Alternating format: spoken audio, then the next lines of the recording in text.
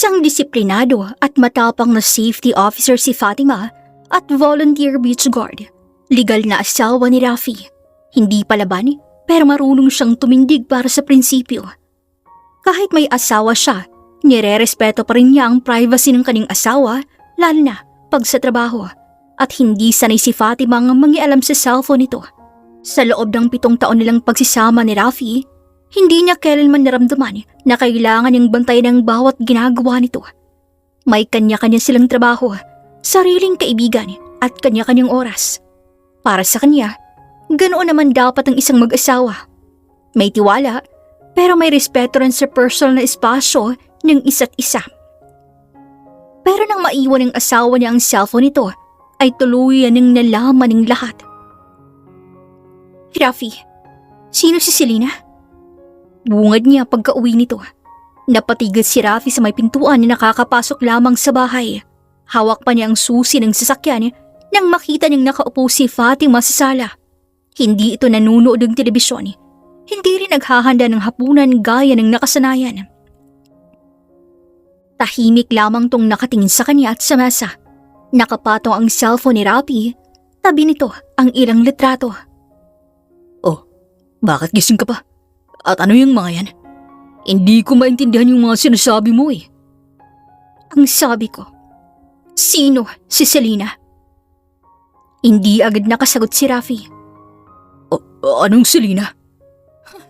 Huwag mo nga akong paglaruan. Fatima, pagod ako. Bukas na lang natin pag-usapan yan. Hindi. Ngayon natin to pag-uusapan. Ano ba kasing nangyari? Kinuha ni Fatima ang isang litrato mula sa mesa at iniangat ito. Eto. Napatingin si Rafi. Sa litrato, magkatabi sila ni Selena sa isang restaurant. Magkahawak ang kanilang mga kamay. Saan mo nakuha yan? Bakas ang pagkagulat sa mga mata nito. Hindi na importante kung saan ko nakuha yan. Ngayon sagutin mo ako. Anong ibig sabihin nito? At bakit kayo magkasama? Importante sa akin kung saan mo nakuha. Bakit? Para malaman mo kung alin pa sa mga kasinungalingan mong hindi ko pa nakikita, ha? Hindi mo na iintindihan. Kaya nga nagtatanong ako eh. Sino siya? Kaibigan. Kaibigan? Oo, kaibigan ko lang yan. Kaibigan na hinahawakan mo ang kamay?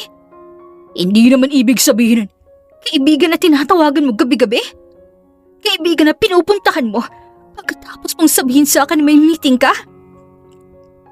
Fatima, sumagot ka. Hindi ganun kasimple yun. Para sa akin simple lang.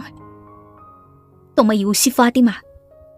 May asawa ka, pero nakikipagrelasyon ka pa sa ibang babae. Hindi ko. May relasyon ka sa kanya. Tama ba ako, ha, Rafi? Tumahimik ang lalaki. Tingnan mo ako at sagutin mo. Dahan-dahang tumingin si Rafi sa kanya. May relasyon ka sa kanya? Ano? Sumagot ka? Oo. Parang saglit na tumigil ang paligid. Nakapapikit si Fatima. Ang tagal mo na pala akong niloloko nang wala akong kamalay-malay. Mahal kita. Hindi ganun ang iniisip mo. Natukso lang ako. Niloko mo ako, tapos sasabihin mong mahal mo ako. Hindi ko gustong mangyari to. Pero pinili mong mangyari. Nagkamali ako. Tawarin mo na ako. Matagal mo akong niloko, Rafi. Tapos ganun ka lamang hihingi ng tawad kung kailan kita nahuli, ha? Alam ko. Alam ko ring maling-mali ako sa ginawa ko. Ang tagal mong gumagawa ng paraan para itago siya sa akin. At ngayong nahuli kita. Sa tingin mo ganun kadaling patawarin ka? Hindi ko alam kung paano ko sasabihin sa'yo eh. Kaya nagawa kong itago't ilihim. Hindi mo kailangang sabihin dahil nahuli na kita. Ako nang nag-a-adjust para sa'yo. Pwede ba tayong umupo at mag-uusap ng maayos? Please, ayusin natin to. Maayos? Ayusin ang alin? Ang sinira mong relasyon natin? Oo, uminahon ka muna please. Paano magiging maayos ang usapan natin kung kalahating taon mo akong ginawang tanga? Hindi kita ginawang tanga. Hindi. Sa lagay na to, hindi pa. Lumapit siya sa mesa at kinuha ang cellphone nito. Bakit may password ang messages mo? Doon pa lang nakakapanghinala ka na eh. Personal ko yun. Kaya natural lang nalagyan ko. Pero asawa mo ako. At bakit kapag may tumatawag sa'yo, lumalabas ka ng bahay? Hindi naman lahat tungkol sa kanya. Bakit binubura mong mga messages? Para hindi ka mag-alala. Kasi alam kong yan, magagalit ka. Hindi ako nag-aalala dahil may trabaho ka. Nag-aalala ako dahil nagsisinungaling ka. Hindi ko nga gustong saktan ka. Pero sinaktan mo ako. Fatima, please. Si Selena. Siya hindi ba? Oo, si Selena. Alam ba niyang kasal ka? Hindi sumagot si Rafi. Ano? Alam ba niya? Oo. Napailing si Fatima. So alam niyang may asawa ka. At alam mo ring may asawa ka naghihintay sa bahay. Pero itinuloy niyo pa rin. Wow! Hindi ko alam kung paano ako napunta sa ganung sitwasyon eh. Maniwala ka. Natukso lang talaga ako.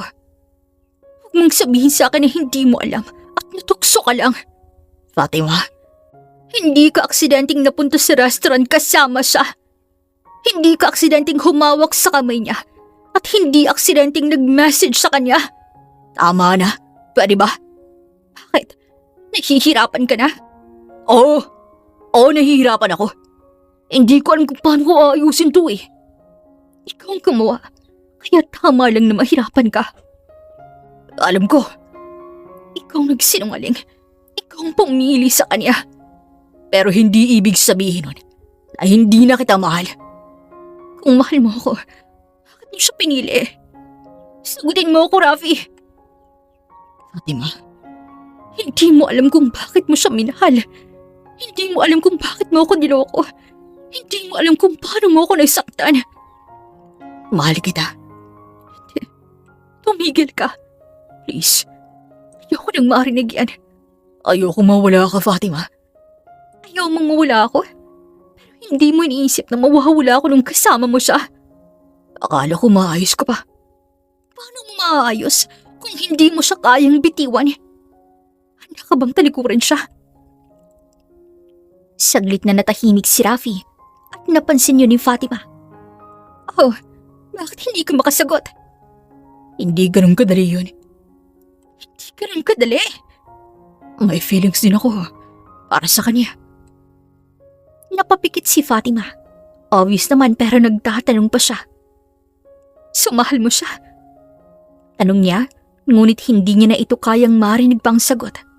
Tumalikod na si Fatima sa asawa niya. Napakabigat ng dibdib niya at gusto niyang umiyak na lang pero hindi pa siya tapos. Fatima, please.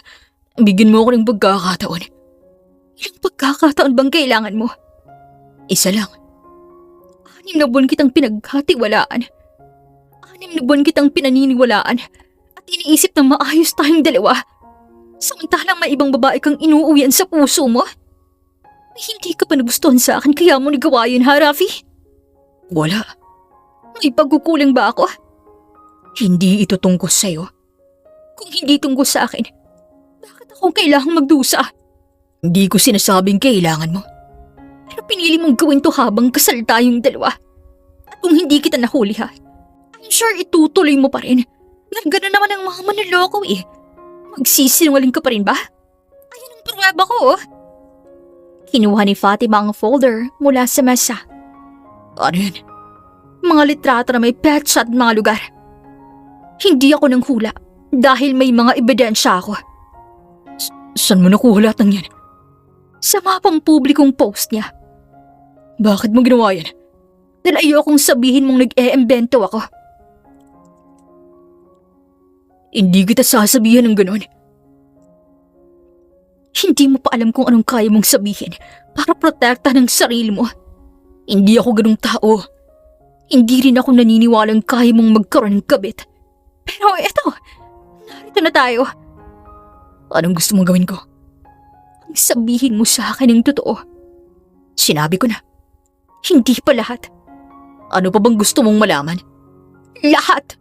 Lahat. Lahat. Saan kayo unang nakita ha? Sa trabaho. Kailan? Mga 1 taon na. Taon? Naging close lang kami nitong mga nakarang buwan. At kailan naging kayo? 6 na buwan ang nakakaraan. May iba pa bang nakakaalam tungkol sa kanya? Wala na. May pinuntahan ba kayong lugar na sinasabi mong trabaho? Fatima, ano ba? Hindi na kailangan. May pinuntahan ba kayo? Oo, Saan? mga restaurant, coffee shop, minsan hotel lobby para mag-usap. Hotel? Wala kaming ginawa. Hindi ko tinatanong kung may ginawa kayong dalawa. Ikaw na mismong nagdala sa sarili mo sa sitwasyong ito. Alam ko, Ngayon gusto mong patawarin kita? gusto kong ayusin natin to. Hindi mo pwedeng ayusin ang tiwala na parang sirang gamit. Pwede naman nating subukan eh. Kaya mo bang kalimutan siya? Hindi ganun kadaling kalimutan siya, Fatima. Hindi ko pa kaya. Kung yun naman pala, malinaw na sa akin ang sagot mo. Hindi pa ako nakikipaghiwalay sa'yo ngayong gabi. Bahagyang gumaan ang mukha ni Rafi, pero agad yung nawala nang ipagpatuloy ni Fatima ang sasabihin. Pero wag mong isipin na okay pa tayo. Anong ibig mong sabihin? Mula ngayon, wala ka rin pwedeng itago sa akin. Kung gusto mong ipaglaban ang kasal natin, ikaw mismo ang magdesisyon kung sino ang pipiliin mo. Ikaw? Sigurado ka? Oo. Kung ganon, tapusin mo ang meron ka sa kanya. Oo, gagawin ko. Tinitigan siya ni Fatima bago nagsalita. Huwag mong sabihin kung hindi mo kayang gawin. Gagawin ko para sa'yo. At nang maayos na tayo. Sana. Tumalikod si Fatima at naglakad papunta sa kwarto. Fatima, mahal kita. Hindi siya lumingon nang sinabi nito yon. Sana sinabi mo yan bago mo ako niloko. Pumasok siya sa kwarto at isinara ang pinto. Sa unang pagkakataon matapos ang 7 taon nilang pagsisama, naiwan si Rafi sa labas ng pinto ng kanilang kwarto na walang alam kung paano muling makukuha ang tiwalang siya mismo ang sumira. Samantala, nakasandal si Fatima sa kabilang bahagi ng pinto habang pinipigilan ang sariling umiyak. Hindi pa niya alam kung mapapatawad ang asawa niya, pero isang bagay ang malinaw sa kanya. Hindi na nagtatanong si Fatima ng walang ebidensya. Ilang araw niyang pinagmasdan ng mga public post ni Selena. Nag-ipon siya ng screenshots, litrato, mga petsa at maging ang maliliit na detalye na dati hindi niya pinapansin. Ayaw niyang basta pagbintangan si Rafi. Gusto niyang marinig mismo mula sa asawa niya ang katotohanan. Isang gabi habang naghahapunan sila, napansin ni Fatima na tahimik si Rafi at panay ang tingin sa cellphone nito. Ilang sandali muna siyang naghintay bago nagsalita. May meeting ka bukas? Oo, sa office. May kailangan kaming pag-usapan tungkol sa bagong project eh. Matagal ba? Hindi naman siguro. Baka hanggang hapon lang. Sandaling tumigil si Fatima sa pagkain bago muling nagtanong. Kasama mo si Selena? Natigilan si Rafi. Saglit tong tumingin sa kanya bago ibinilik ang tingin sa pagkain. Bakit mo naman kailangan itanong kung kasama siya? Simple lang ang tanong ko, Rafi. Kasama ba siya o hindi? Wala siya. Hindi siya kasama sa meeting. Okay. Hindi na siya nagtanong pa. Hindi rin niya ipinakita na may duda siya sa sagot ng kanyang asawa. Kinabukasan, habang nasa bahay si Fatima, nag-message si Rafi. Malate ako ng uwi ah. May meeting pa. Huwag mo na akong hintayin sa dinner. Matagal niyang tinitigan ng mensahe bago ibinaba ang cellphone niya. Makalipas ang halos 1 oras, habang nag-scroll siya sa social media, nakita niyang bagong post ni Selena. Hindi nakatag si Rafi at walang pangalan ng lalaki sa caption, pero sapat ang larawan para mapahinto si Fatima. Makikita sa gilid ng larawan ang kamay ng isang lalaking nakaupo sa tapat ni Selena. Pamilyar ang relo nito na siya mismong bumili at ibinigay kay Rafi nung kanilang anniversary. Biglang bumigat ang kanyang dibdib. Hindi na siya naghintay. Agad niyang tinawagan ang kanyang asawa. Nasaan ka? Agad niyang tanong. Sa office. Bakit? Sigurado ka? Ako naman. Bakit ba parang ini-interrogate mo ako? Wala ka sa restaurant? Natahimik si Rafi sa tanong niya Dahilan para mas lalo niyang makumpirma ang kanyang hinala. Rafi, tinatanong kita, wala ka ba sa restaurant? Fatima, Yung relo mo ang nasa picture. Kasama mo si Selena ngayon, hindi ba? Mahabang katahimikan ang namagitan sa kanila. Sa kabilang linya, narinig lamang ni Fatima ang malalim na paghinga ni Rafi. oo. Napapikit si Fatima kahit alam niya na ang sagot. Iba pa rin pala nang marinig niya mismo mula sa bibig ng kanyang asawa.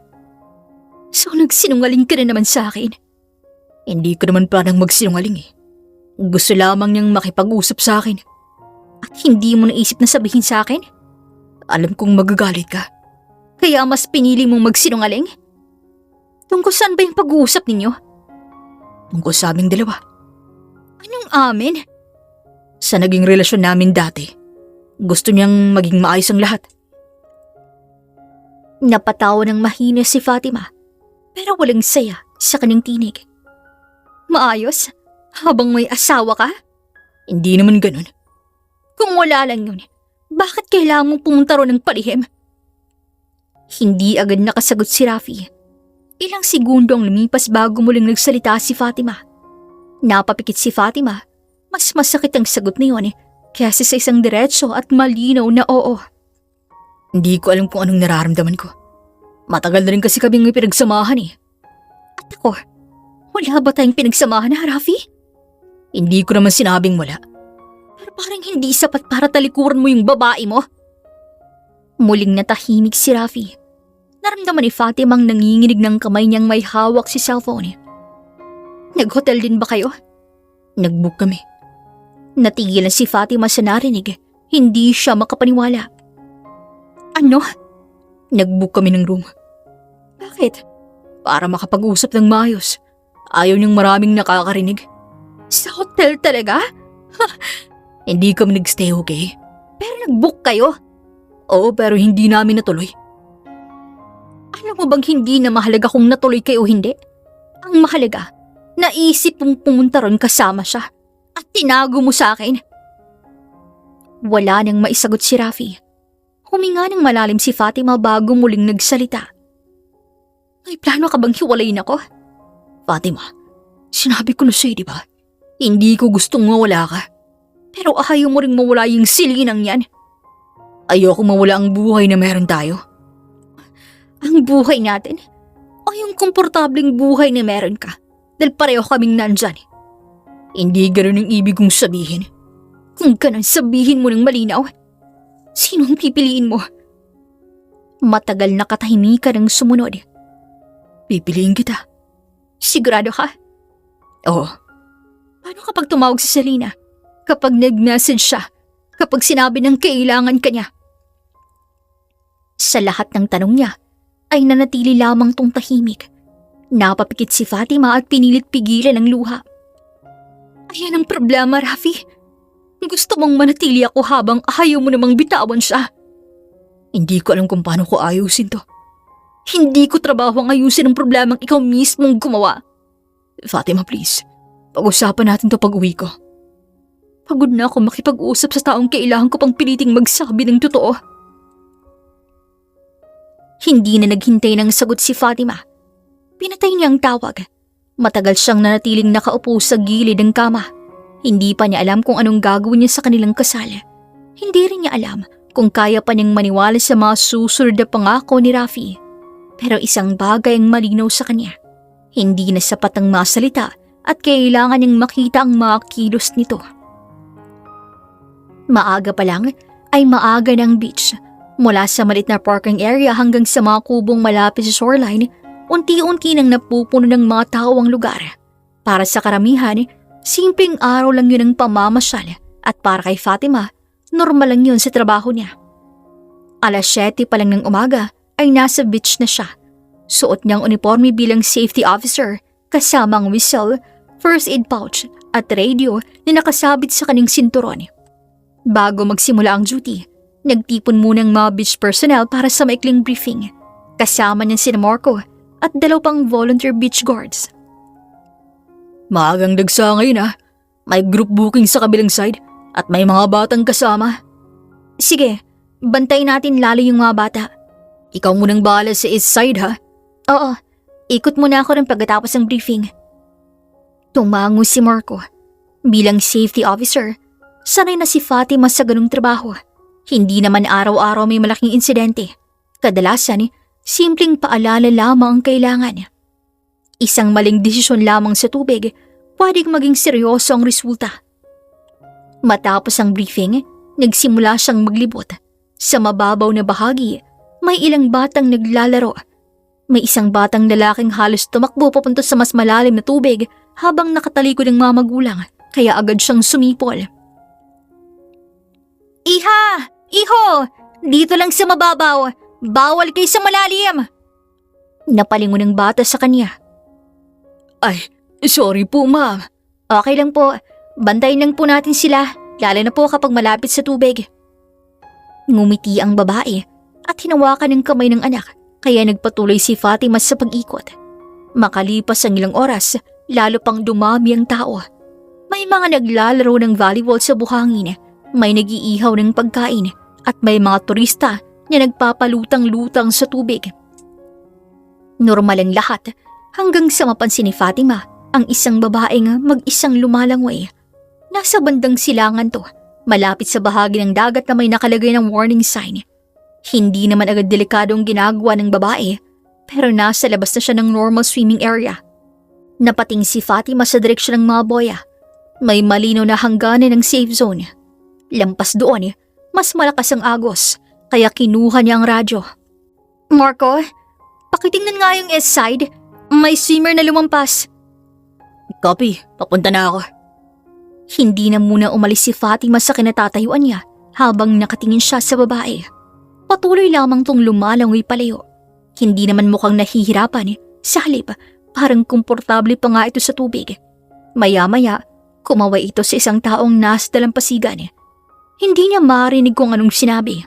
Napailing si Fatima. May mga turista talagang kampante sa dagat kapag kalmado ang panahon, pero alam niyang hindi sapat na basihan ng mahinang alon sa isang bahagi. Pwedeng ibang kondisyon ilang metro lamang ang layo.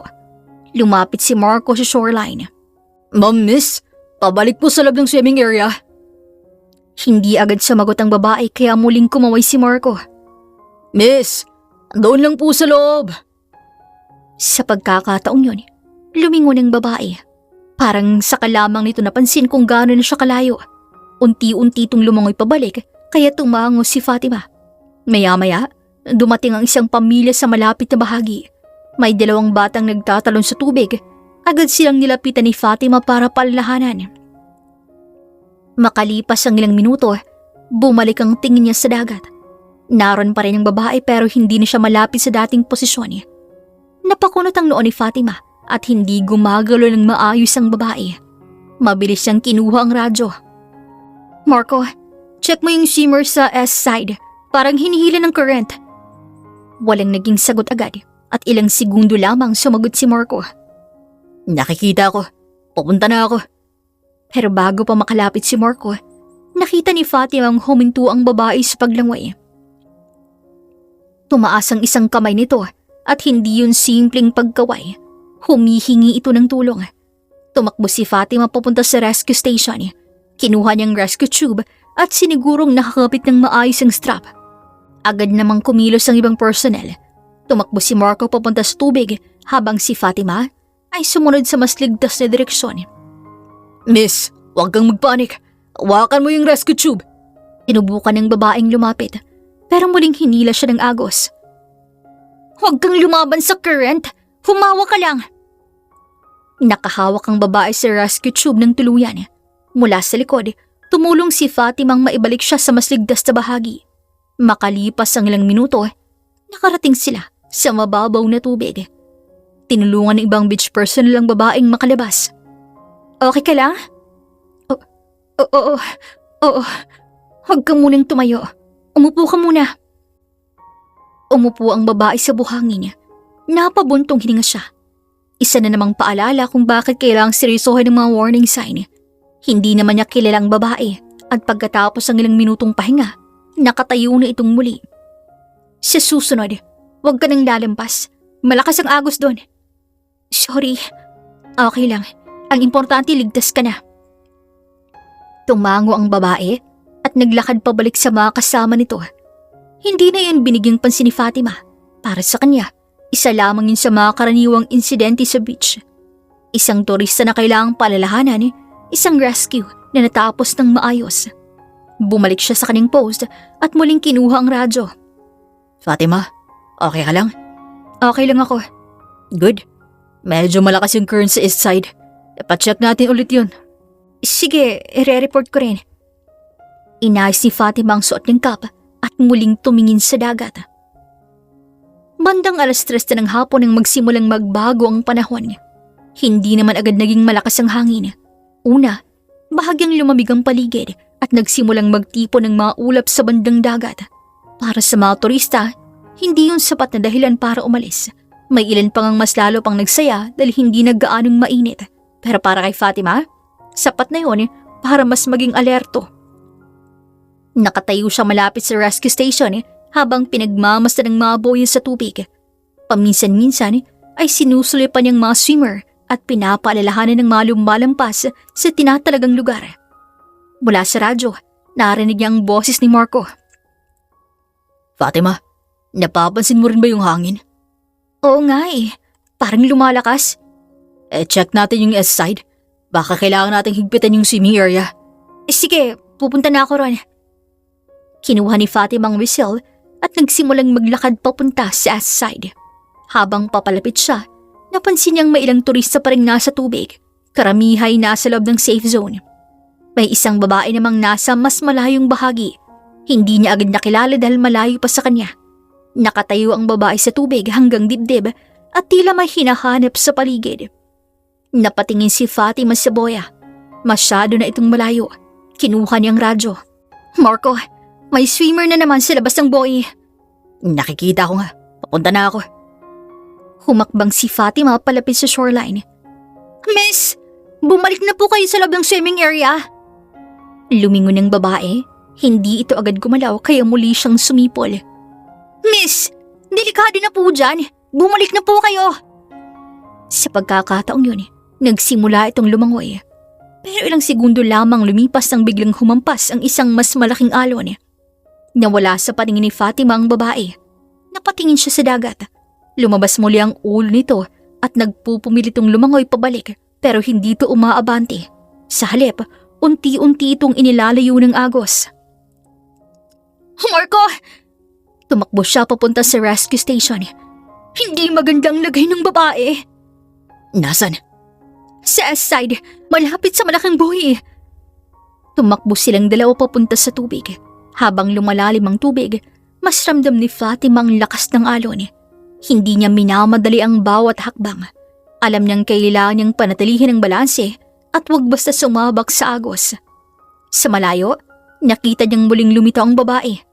Itinaas ito ang kamay. Tulong! Mabilis namang lumapit si Fatima. Huwag kang magpanik, papunta na kami. Pero hindi na malinaw kung narinig siya ng babae. Patuloy itong nagpupumilit na lumangoy. Maling-mali ang kilos nito. Alam ni Fatima na lalo lamang itong mapapagod. Huwag kang lumangoy ng diretso. Hawakan mo lang rescue tube. Nang malapit na sila, inabot ni Fatima ang rescue tube. Hawakan mo! Hindi agad nakakapit ang babae. Muling humampas ang alon. Napahawak si Fatima sa braso nito. Hawakan mo ako, huwag kang bibitaw. Nang tuluyan ng makalapit ang babae sa rescue tube, nagsimulang umatras si Fatima kasabay ng tulong ni Marco. Unti-unti nilang inilayo ang babae sa pinakamalakas na agos. Pero sa gitna ng rescue, ay sandaling napatingin ng maayos si Fatima sa mukha nito. At doon siya natigilan.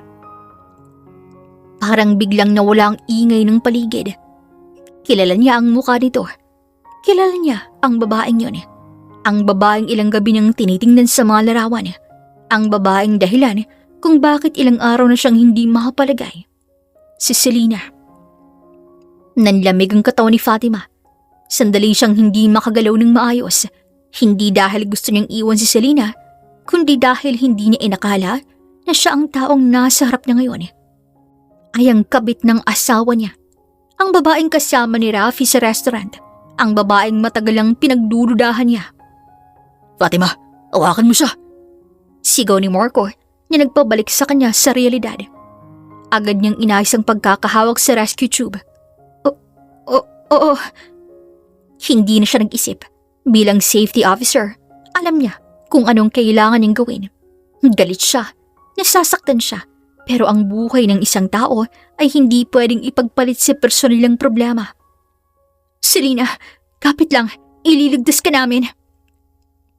Nanlaki ang mga mata ng babae nang marinig ang kanyang pangalan. Paano mo? Hindi na nga nito natapos ang sasabihin dahil muling humampas ang alon. Huwag ka munang magsalita. Mag-focus ka sa paghinga. Tumulong si Markong hilahin ang rescue tube habang si Fatima ay nanatili sa tabi ni Selena. Makalipas ang ilang minuto, nakarating sila sa mas mababaw na bahagi. Nang makalabas sa tubig, halos bumagsak si Selena sa buhangin. May ilang turistang lumapit. Ayos lang ba siya? Bigyan po natin siya ng space. Lumuhod si Fatima sa tabi ni Selena. Maputla ang mukha nito at mabilis ng paghinga. Selena, naririnig mo ba ako? Oo. Nahihilo ka? Medyo. Kinuha ni Fatima ang first aid kit. Kasabay nito, dumating ang isa pang beach personnel. Tatawagin ko yung medical team. Sige, sabihin mong near drowning case. Tumango ito't agad na umalis. Habang hinihintay ang medical team, hindi maiwasang mapatingin ni Selena kay Fatima. Parang hindi niya alam kung paano haharap sa kanya. Si Fatima naman ay nakatuon lamang sa ginagawa niya. Hindi siya nagtatanong, hindi siya nanunumbat, at hindi rin niya binabanggit si Rafi. Hindi ngayon. Maya-maya'y mahina ang boses ni Selena habang nagsasalita. Ikaw si Fatima, hindi ba? Huminto sandali ang kamay ni Fatima pero nagpatuloy siya sa pag-aayos ng first aid supplies. Oo. Napayuko si Selena, mukhang alam niya na. Hindi na kailangang sabihin ni Fatima kung sino siya, pareho nilang alam ang dahilan. Ilang minuto pa, dumating ang medical team at inasikaso si Selena nang ilipat siya sa stretcher. Sandali siyang napatingin kay Fatima. Hindi niya alam kung anong sasabihin. Salamat. Tanging nasabi nito. Hindi agad sumagot si Fatima. Tinitigan lamang niya to.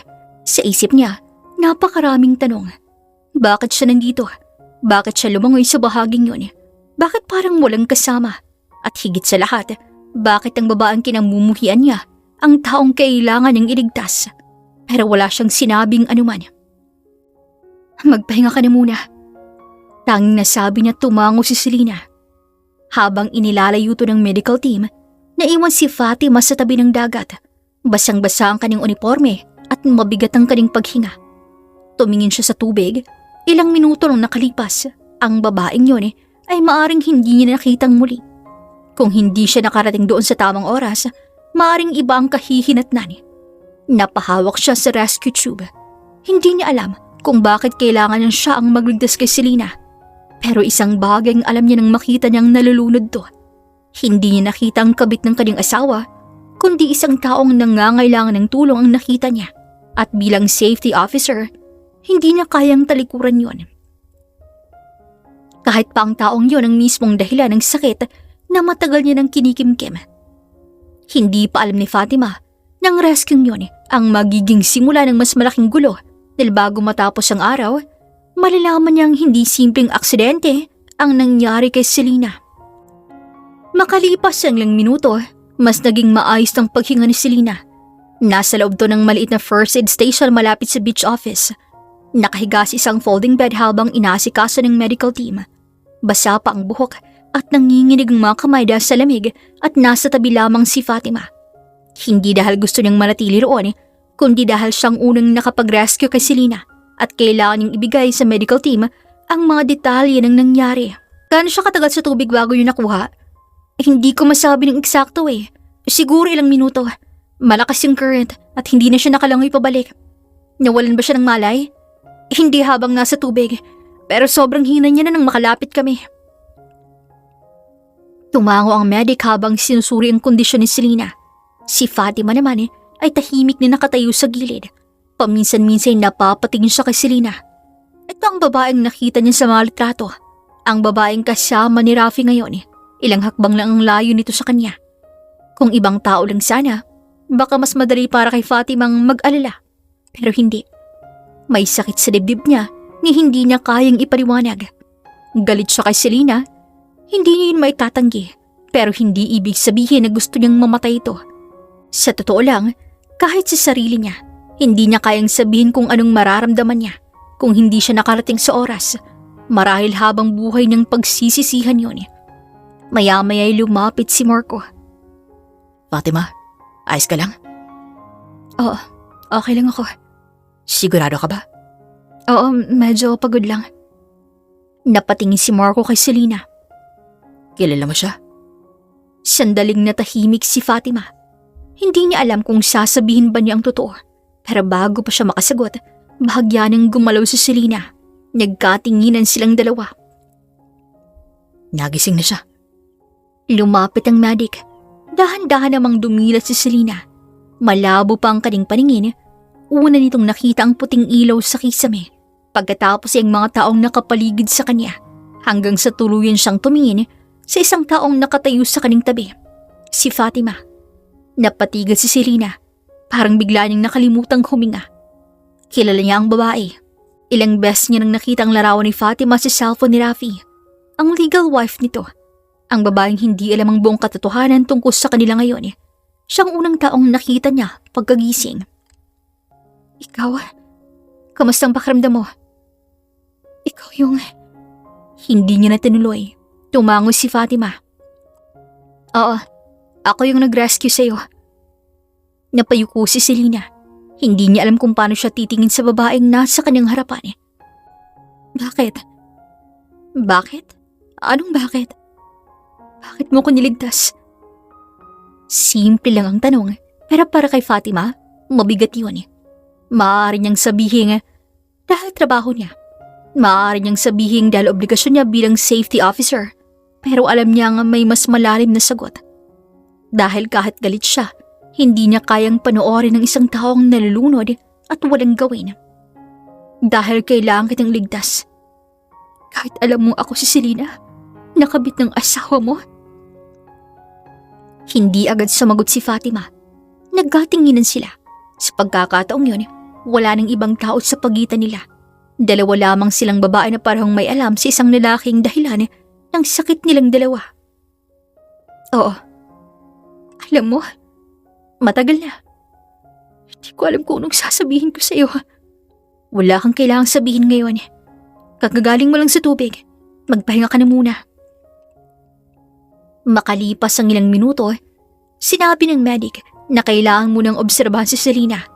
Dahil hindi siya nawala ng malay at maayos naman ang kanyang paghinga, di na kailangan ng agarang transportasyon sa ospital. Pero pinayuhan siyang wag munang umalis hanggang tuluyang maging stable ang kanyang kondisyon. Lumabas muna si Fatima sa first aid station. Huminga siya ng malalim. Sa kanya naramdaman ng bigat sa katawan. Hindi lamang dahil sa rescue, kundi dahil sa lahat ng emosyon na pinipigilan niya. Lumapit si Marco. May problema ba? Wala. Kilala mo talaga siya, di ba? Siya yung babae na kasama ng asawa ko. Si Rafi? Oo. Hindi na nagtanong si Marco. Alam hindi yun ang tamang oras. Makalipas ang ilang minuto, bumalik si Fatima sa loob para tignan si Selena. Nakita niyang nakaupo na to. May hawak na baso ng tubig. Pagpasok ni Fatima, agad siyang napatingin. Fatima, bakit? Salamat. Hindi ko alam kung paano kita haharapin pagkatapos nito. Hindi mo kailangang isipin yun ngayon. Pero alam kong galit ka sa akin. Oo, galit nga ako sa ginawa mo. Hindi kita bibigyan ng dahilan para isipin mong okay lang lahat sa akin. Naiintindihan ko, pero hindi ibig sabihin na gusto kitang mamatay. Tahimik ang buong silid. Walang maisagot si Selena. Maya-maya, pinunasan niya ang kanyang luha. Hindi ko akalain na ganitong mangyayari. Ako rin. Pumunta ako rito dahil may kailangan kaming pag-usapan ni Rafi. Nakausap mo siya bago ka pumunta? Hindi. Nag-message siya sa akin. Anong sinabi niya? Sabi niya, kailangan namin mag-usap ng personal. Sabi niya, kailangan namin ayusin ang lahat bago mo malaman. Napahinto si Fatima. Kaya pala hindi lang basta nagkataong naroon si Selena. May dahilan kung bakit siya pumunta at may isang bagay na mas lalo niyang gustong malaman. Nasaan si Rafi? Bakit hindi ito dumating? Bakit hindi ito kasama ni Selena? Bakit parang may bagay na pilit tinatago ng asawa niya? Tumingin si Fatima kay Selena. May sinabi pa ba si Rafi? O wala na? Tumahimik si Fatima. Sa unang pagkakataon mula nang malaman ng may relasyon ng asawa niya, may ibang tanong na bumabagabag sa kanya. Hindi nilang kung niloloko siya ni Rafi, kundi kung hanggang saan kayang pumunta ng asawa niya para itagong kasinungalingan nito. Muli niyang tiningnan si Selena. Hindi niya pa ito mapapatawad. Hindi pa ngayon. Pero isang bagay ang malinaw. Iniligtas niya ito dahil yun ang tama at hindi niya hahayaang galit sa isang tao ang magdikta kung sino siya. Tahimik ang first aid room nang muling dumilat si Selena. Mas maayos ang kanyang paghinga pero halatang pagod pa rin siya. Nakaupo si Fatima sa isang upuan malapit sa pinto habang inaayos ang mga gamit na ginamit sa rescue. Ilang sandali silang hindi nag-usap hanggang sa Selena na ang unang nagsalita. Fatima, bakit? Bakit mo ko niligtas? Dahil nalulunod ka. Alam ko namang trabaho mo yun pero alam mo kung sino ako. At alam mong ako ang babaeng kasama ng asawa mo. Kung akong nasa lugar mo, hindi ko alam kung magagawa ko rin yun. Galit ako sa'yo, Selena. Hindi ko itatanggi yun. Pero hindi sapat ang galit ko para hayaan kitang mamatay. Trabahong tumulong sa taong nangangailangan. At kahit wala akong suot na uniform, ayokong maging taong manunood lang habang may namamatay sa harap ko. Sorry. Hindi ngayon ang oras para pag-usapan nating dalaw si Rafi. Maya-maya bumukas ang pinto. Pareho silang napalingon at mula dito ay nakatayo si Rafi. Halatang nagmamadali ito at kinakabahan.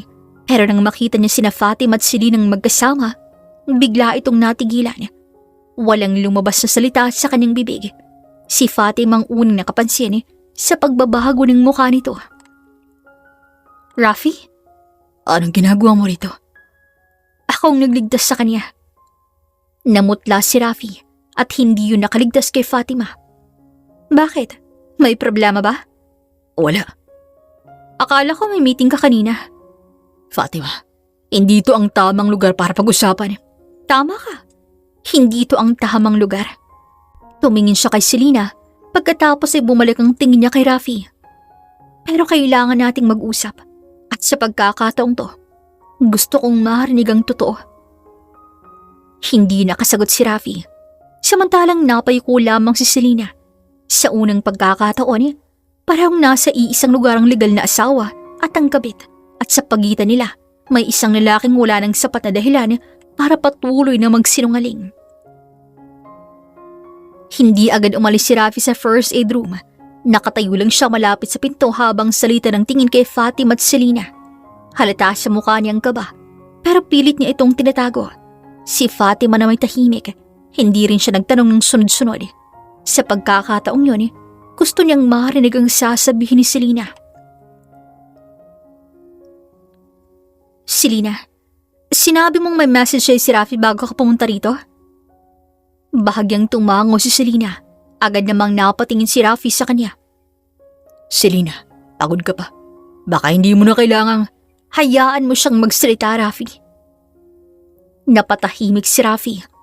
Huminga ng malalim si Selena bago ipagpatuloy ang kwento. Kagabi nag-message sa akin si Rafi. Sabi niya kailangan daw namin mag-usap ng personal. Tungkol saan? Hindi niya sinabi ng malinaw Ang sabi lang niya, kailangan naming ayusin lahat bago mo malaman. Bago ko malaman ng alin? Rafi. Hindi mo naiintindihan. Kaya nga nagtatanong ako, di ba? Hindi makatingin ng diretso si Rafi sa kanya. Yun ang unang pagkakataon na napansin ni Fatimang parang natatakot ang kanyang asawa. Hindi niya na alam kung anong mas nakakabahala. Ang relasyon nito kay Selena o ang reaksyon nito sa nangyari. Hindi makatingin ng diretso si Rafi sa kanya. Yun ang unang pagkakataon na napansin ni Fatimang parang natatakot ang asawa niya. Hindi niya na alam kung anong mas nakakabahala, ang relasyon nito kay Selena o ang reaksyon nito sa nangyari. Saan kayo dapat magkikita? Dito. Dito sa beach? Oo, sinabi niyang pumunta ako rito at hintayin siya. Dumating ba siya? Hindi. Tumahimik si Fatima. Maya-maya, tumingin siya sa orasan. Kung totoong may usapan si Rafi at Selena, bakit hindi ito dumating? At bakit kailangan pa nilang magkita sa lugar na yon? Anong oras ka pumunta rito? Bandang tanghali. May sinabi ba siyang eksaktong lugar? Wala. Sabi niya, malalaman ko raw kapag nandito na ako. Napatingin si Fatima sa dagat. Bigla niyang naalalang nangyari. Hindi niya mapaliwanag kung ano, pero may mali. Rafi, bakit hindi ka pumunta? May nangyari sa trabaho eh. Akala ko nga pupunta siya, kaya naghintay ako. Napayuko si Fatima. Hindi niya na kayang isipin na simpleng pagkakataon lamang ang lahat. May nagdala kay Selena sa beach, may nagsabing dun sila magkikita, at pagkatapos, hindi dumating si Rafi. Tumingin siya sa asawa. Ano ba talagang gusto mong pag-usapan yung dalawa ni Selena? Fatima, hindi mo kailangang malaman lahat ngayon. Kailangan kong malaman. At sa unang pagkakataon, hindi na lamang pagtataksil ang iniisip ni Fatima. May mas malalim na bagay na nangyari at maaaring ang muntik ng pagkaluli ni Selena ay hindi simpleng aksidente. Hindi pa niya alam ang buong katotohanan pero sisiguraduhin niyang malalaman niya ito. Kinabukasan, akala ni Fatima ay babalik na sa normal ang lahat. Pagod siya mula sa nangyari sa beach kaya maaga siyang natulog. Na rin niya masyadong pinag-isipan ng mga tanong na naiwan sa kanyang isipan. Gusto muna niyang magpahinga bago harapin ang problema nilang dalawa ni Rafi. Pero pagsapit ang umaga, sunod-sunod ang notification sa cellphone niya. Pagmulat niya, may mga mensahe mula kay Marco at sa iba niyang katrabaho. Fatima, nakita mo na ba yung video? Anong video? Ilang segundo lang, nagpadala si Marco ng link. Pagbukas niya, agad niyang nakilalang lugar, ang dagat, ang rescue tube at siya. May turistang nakakuha ng video habang inililigtas niya si Selena. Makikita roon kung paano siya lumusong sa tubig, lumapit kay Selena at tumulong na baibalik to sa pampang. Mabilis na kumalat ang video. May mga taong pumupuri sa kanya. May nagsisabing dapat siyang tularan. May ilan namang humanga dahil hindi niya pinabayaan ng isang taong nangangailangan ng tulong kahit delikadong sitwasyon. Pero may isang komento na agad nakakuha ng atensyon ni Fatima. Sigurado ba kayong aksidente lang to? Bakit nasa labas siya ng swimming area nang walang kasama? Binalikan niya ang video. Sa unang tingin normal lang naman ang lahat. Pero nang paulit-ulit niya itong panoorin, mas napansin niya ang ilang bagay. Makikita si Selena ang tila naghihintay bago tuluyang lumangoy palayo. Parang may inaabangan. Makalipas ang ilang minuto, tumawag si Marco. May nag-report na rin sa management. Tungkol saan? Yung possibility na hindi aksidenteng nangyari. May nakita ba sila? Hindi pa. Pero chinecheck na yung CCTV sa paligid. Nang araw din yun, kinausap ni Fatima ang beach management. Hiling nilang ikuwento niya ang eksaktong nangyari.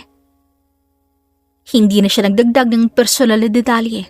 Hindi pa niya alam kung may kinalaman si Rafi sa nangyari pero ayaw niyang magsinungaling. Maya-maya, dumating ang security personnel ay may hawak na ilang kopya ng CCTV footage. May isang kamerang nakatutok sa parking area. Makikita ron si Selena na bumaba ng isang sasakyan pero hindi malinaw kung sino ang driver. Hindi pa namin malinaw kung sino to. Ere-review pa namin. Tumango si Fatima. Paglabas niya ng opisina, kinuha niyang cellphone. May bagong message mula kay Selena. Fatima, may kailangan akong sabihin sa'yo. Ano yun? May nakita ako bago ako pumunta sa dagat at sa tingin ko, hindi talaga aksidente yung nangyari sa akin. Napahinto si Fatima sa paglalakad. Sa dami ng tanong na nasa kanyang isipan, isa lang ang malinaw ngayon. Kailangan nilang malaman ng totoo. Dahil kung may taong sadyang naglagay kay Selena sa panganib, hindi na lamang tutungkol sa pagtataksil dahil may isang taong maaaring gumawa ng krimen at posibleng si Rafi ang susi sa lahat ng yun. Hindi nakatulog si Fatima ng gabing yun. Paulit-ulit sa isip niya ang sinabi ni Selena na hindi raw aksidenteng nangyari at habang mas iniisip niyang mga detalye, mas lalo niyang nararamdaman na may mga bagay na hindi nagtutugma. Ang mensahe ni Rafi kay Selena, ang pagkikita na hindi niya sinipot, ang lugar na pinili nito at ang katotohanan halos wala nang nakakaalam kung bakit naroon si Selena. Kinabukasan, nagkita sina Fatima at Selena sa beach office. Hindi na parehong pakikitungo nila sa isa't isa. Hindi sila naging magkaibigan pero pareho nilang alam na kailangan nilang malaman ng totoo. Ano yung sinabi mong nakita mo bago ka pumunta ng dagat? Ito. Inilabas ni Selena ang kanyang cellphone. Ipinakita niya ang isang screenshot ng mensahe ni Rafi. Punta ka sa side. Doon tayo mag-usap. Huwag mong sabihin kahit kanino. Galing niya to sinend. Ilang oras bago ako pumunta rito. May iba pa? May isa pa. Pagdating ko rito, may isang lalaki akong napansin sa parking area. Hindi ko kilala eh. Anong itsura niya? Naka-cup, kulay black yung damit. Hindi ko masyadong nakita yung mukha niya. Bakit mo naaalala? Kasi parang sinusundan niya ako. Napatingin si Fatima. Hindi niya alam kung anong iisipin. Maya-maya dumating si Marco dalang ilang kopya ng CCTV footage. May nakuha kami. Makikita sa footage si Selena na bumababa sa isang sasakyan. Ilang minuto pagkatapos, may isa pang sasakyan na dumaan sa parking area. Hindi malinaw ang plate number, pero sapat ang kuha para makita ang sasakyan. Napatitig si Fatima. Sasakyan ni Rafi yan. Sigurado ka? Oo, ilang taon na namin ginagamit at nakikita yung sasakyan yan. Hindi na siya naghintay. Agad niyang tinawagan si Rafi. Ilang ring bago nito sinagot ang tawag. Fatima? Nasaan ka? Nasa trabaho. May pinuntahan ka ba sa beach tong araw na muntik malunod si Selena? Bakit mo tinatanong? Sagutin mo ako. Hindi ako nagpunta. Tumingin si Fatima kay Marco. May nakita silang ibang CCTV angle at mas malinaw. Makikita ang sasakyan ni Rafing pumasok sa parking area bago pumunta roon si Selena. Hindi pa rin sapat para sabihin kung anong ginawa nito, pero malinaw na nagsisinungaling siya. Nang gabing yun, umuwi si Fatima at hinintay si Rafi. Nang pumasok to ng bahay, agad itong napansin ang tahimik na mukha ng kanyang asawa. Oh, bakit gising ka pa? Hinihintay kita. May problema ba? Inilapag ni Fatima ang cellphone niya sa mesa. Nandun ang screenshot ng mensahe. Ano to? Oh, saan mo nakuha yan? Hindi yun ang tanong ko. Bakit mo pinapunta si Selena, si Side? Para mag-usap at walang makakarinig o makakita sa aming dalawa. Bakit hindi ka pumunta? May nangyari nga sa office, di ba? Nasabi ko na yun. At bakit nakita yung sasakyan mo sa beach? Ilang beses mo ba akong lolokohin sa kasinungalingan mo, ha? Fatima, hindi ganun. Sasabihin ko naman talaga sana sa iyo eh. At kailan mo balag sabihin sa akin? Napabuntong hininga si Rafi at sinubukan siya nitong hawakan pero umiwas lamang siya. Natakot ako, kaya hindi ko nasabi sa'yo. Ako yung niloko mo. Ikaw yung may ibang babae, pero ikaw ang natatakot? Hindi ko sinadyang umabot sa ganito. Anong hindi mo sinadya? Hindi agad sumagot si Rafi. At doon nagsimulang mabasag ang kanyang depensa. Ayon sa investigasyon, may mga mensaheng nakita sa ibang account ni Rafi na nag-uugnay sa kanya sa isang taong inutusan niyang sundan si Selena. Hindi man direktang sinabi sa mga mensahe ang plano, malinaw ang ilang detalye. Kailangan niyang matakot si Selena. Kailangan niyang tumigil sa pakikipag-usap at kailangan itong mawala dahil posibleng malaman ni Fatima ang lahat. Nang makita ni Fatima ang mga iyon, hindi niya na kayang makinig pa sa mga dahilan ni Rafi. Gusto mo siyang patahimikin? Hindi ko gustong mamatay siya. Pero nilagay mo siya sa panganib. Alam mong malakas ang agos doon. Akala ko matatakot lang siya eh. Hindi ko akalain na malalagay siya sa ganung sitwasyon. Napapikit si Fatima. Yun ang pinakamasakit na narinig niya. Hindi dahil umawin si Rafi, kundi dahil kahit paano niya ito ipaliwanag, may desisyon pa rin itong ginawa. Pinili nitong takutin si Selena para protektahan ang sarili. At kung hindi dumating si Fatima sa tamang oras, maaaring buhay ang kapalit ng kasinungalingan nito. Tapos ako pang nagsagip sa kanya. Alam mo ba kung anong pinakamasakit? Hindi yung nagkaroon ko ng ibang babae, kundi yung nalaman kong kaya mong gumawa ng ganito para lang hindi ka mahuli. Kinuha ni Fatima ang isang folder mula sa mesa. Nandoon ang mga dokumentong inihanda niya. Ano yan? Mga papeles para sa paghihiwalay natin. Fatima, pag-usapan muna natin. Ilang buwan kitang binigyan ng pagkakataon kahit hindi mo alam. Mahal kita, kaya huwag mo naman gawin sa akin to. Hindi sapat ang pagmamahal kung wala ng tiwala, Rafi. Tumayo siya at kinuha ang kanyang mga gamit na kanina niya pa hinanda. Saan ka pupunta? Sa lugar kung saan hindi ko kailangang magtanong kung nagsisinungaling sa akin ng taong kasama ko. Pero huwag kang mag-alala. Hindi kita gagantihan, Rafi. Pero hindi rin kita ililigtas sa mga ginawa mo. Doon na nga tuluyang lumabas si Fatima ng bahay. Masakit pa rin, pero sa unang pagkakataon matapos ang mahabang panahon, alam niyang tamang desisyong ginawa niya. Hindi niya kayang baguhin ang ginawa ni Rafi. Hindi rin niya kayang burahin ang mga buwan ng kasinungalingan. Pero kaya niyang piliin kung ano ang gagawin niya mula ngayon at sa pagkakataong yun, pinili niyang unahin ang sarili niya. Habang nagpapatuloy ang investigasyon laban kay Rafi, unti-unting lumalabas ang iba pang detalye tungkol sa kanyang ginawa. Hindi na lamang pagtatak silang haharapin niya. May mga kasong maaari nitong panagutin at si Fatima na minsang nagtanong kung bakit kailangan niyang iligtas si Selena ay unti-unting nauunawaan ang sagot. Iniligtas niya si Selena dahil ayaw niyang maging katulad ni Rafi at ngayon ililigtas naman niya ang sarili mula sa buhay na puno ng kasinungalingan. Ilang buwan ang lumipas, hindi naging mabilis ang lahat. Dumaan sa investigasyon, pagkuha ng mga pahayag, pagsusuri ng CCTV footage at pagharap sa mga taong may kinalaman sa kaso. Hindi rin naging madali para kay Fatima ang bawat pagdinig. May mga araw na gusto na lamang niyang kalimutan ang lahat. Pero sa tuwing naiisip na kung ano sanang nangyari kay Selena kung hindi siya naroon, pinapaalala niya sa sarili kung bakit kailangan niyang magsalita. Hindi niya ginawa yun para gantihan si Rafi. Ginawa niya yun dahil may ginawa tong mali at kailangan itong panagutan. Sa pag-usad ng investigasyon, mas maraming ebidensyang lumabas. May mga taong nakapagbigay ng pahayag tungkol sa mga kilos ni Rafi bagong insidente. Hindi na rin niya kayang itago ang katotohanan matagal na siyang niloloko nito. Sa kabilang banda, unti-unti rin naging malinaw ang papel ni Selena sa buhay ni Rafi. Hindi naging madali para kay Fatima ang harapin siya, pero hindi niya na ito kinamumuhian tulad ng dati. Isang araw, nagkita silang muli sa labas ng korte. Fatima, kamusta? Okay lang. Hindi ko pa rin alam kung paano kita mapapasalamatan. Hindi mo kailangang gawin yon. Pero kung hindi dahil sa'yo, tapos na yun. Para sa'yo siguro. Pero akong nagsisisi at guilty ako sa pagkakamali ko. Hindi pa naman pero natututo na akong tanggapin. Sana mapatawad mo rin ako balang araw. Hindi ko lang alam kung kailan, pero ayokong habang buhay kitang dalhin sa isip ko bilang dahilan ng galit ko. Hindi yun maganda. Tumango si Selena.